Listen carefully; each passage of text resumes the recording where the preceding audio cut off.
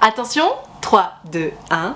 On papote? Aujourd'hui mes enfants, la question est bien triste, c'est Alphonse qui me dit: après une rupture, un retour est-il possible des mois après? Car on sait que c'est la bonne.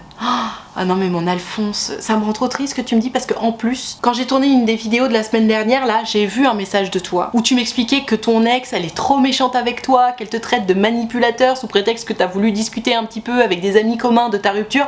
Enfin bref, j'ai l'impression que t'es vraiment dans une histoire qui est terminée avec quelqu'un qui était pas fait pour toi. Au-delà de ton cas, puisque j'ai quelques détails sur ton cas, n'importe qui que tu sois qui regarde cette vidéo et qui te pose cette question effectivement, est-ce qu'il y a une chance de se remettre avec son ex parce qu'on sait que c'est la bonne ou le bon? Alphonse, Gertrude qui regarde cette vidéo, écoute-moi bien parce que c'est vraiment très important. Quand tu te sépares de quelqu'un, c'est qu'il y a une raison valable qui fait que vous préférez être séparés plutôt qu'ensemble. Donc si cette raison valable arrive et vous sépare, donc que vous prenez en votre âme et conscience la décision d'être séparés plutôt qu'ensemble, c'est que potentiellement tu n'es pas en face de la bonne personne. Sauf si la raison valable c'est la distance. Bon, c'est sûr que effectivement si le seul problème c'est la distance et que tout à coup bam l'autre revient et s'installe en face de chez toi, on est d'accord, ce serait trop con de pas retenter. Mais mon Alphonse, si la raison valable de votre rupture c'est quelque chose d'autre, quelque chose qui impute à vos personnalités, à vos projets de vie, à vos valeurs, à ce que vous êtes capable de donner, ce n'est donc par définition pas la bonne personne pour toi. Pas une des bonnes personnes pour toi qui existent sur cette terre, parce que je te rassure, il y en a plein. Et donc mon Alphonse, là ce que t'es en train de faire, c'est qu'en fait tu es en train de refuser le deuil de ta relation. Parce que vous êtes plus ensemble, et tu continues de te bercer d'illusions en fait. Tu continues de te dire, non mais de toute façon c'est pas grave, on va se remettre ensemble parce que moi je sais que c'est la bonne. Sauf que non Alphonse, vous êtes plus ensemble là. Une rupture, c'est pour rompre le lien, c'est pour passer à autre chose. C'est pas pour s'accrocher tant bien que mal à un espoir qui en plus va nous faire super mal, selon lequel, non mais de toute façon on va se remettre ensemble parce qu'on s'aime, on est fait pour être ensemble. Si vous étiez fait pour être ensemble, vous ne vous seriez pas séparés. Je suis désolée, je suis cash, j'y vais droit au but, mais je pense que t'as besoin de l'entendre là, Alphonse. Non, c'est pas la bonne personne pour toi. Et en plus, sachant les détails de ton histoire que tu m'as donné, je peux te le dire. Quelqu'un qui te traite de manipulateur, et que tu le sois ou pas d'ailleurs, hein, c'est pas la bonne personne pour toi. Donc après une rupture, un retour est-il possible des mois après? Oui, évidemment qu'on peut se remettre avec son ex, hein, des centaines de millions de gens le font tous les jours. Maintenant, est-ce que c'est une bonne idée? C'est ce que je te disais. Est-ce que la raison valable de votre rupture qui a fait que vous avez préféré en votre âme et conscience d'être séparés plutôt qu'ensemble est toujours présente?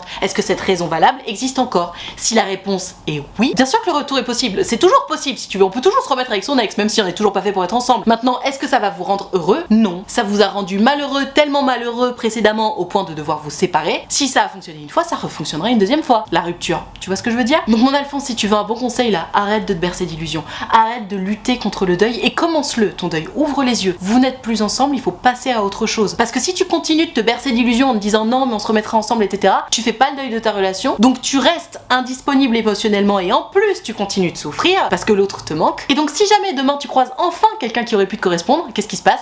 Elle te passe sous le nez. Pourquoi? Parce que t'es pas disponible émotionnellement, parce que tu penses encore à ton ex, donc ton regard est complètement biaisé, et même si t'allais en date avec cette personne qui aurait pu carrément te correspondre, qu'est-ce qui se passe? Et ben t'es complètement aveugle en fait. Toutes les qualités de la personne tu les vois pas parce que la seule personne à laquelle tu penses c'est ton ex dont tu n'as absolument pas fait le deuil. Et c'est trop dommage en fait. Tu perds du temps, tu perds de l'énergie et tu te rends malheureux pour rien. Donc stop Alphonse, ouvre les yeux, commence ton deuil. Oui ça va faire mal, mais de toute façon tu souffres déjà, au moins tu souffriras pour quelque chose. Tu seras en train de capitaliser ta souffrance pour passer aux étapes suivantes plutôt que de stagner en souffrant. Y a rien de pire que ce que t'es en train de faire. Et d'ailleurs, pour la petite histoire, si en voyant ce que je te raconte, tu me dis non mais je suis pas capable de passer à autre chose, c'est trop dur, etc. Dans ce cas-là, vas-y, essaie de la récupérer, fonce. Mais reste pas entre les deux en fait. Soit tu passes à la suite, soit tu retournes la récupérer, mais ne reste pas entre les deux. C'est le pire, c'est ce qui fait le plus souffrir.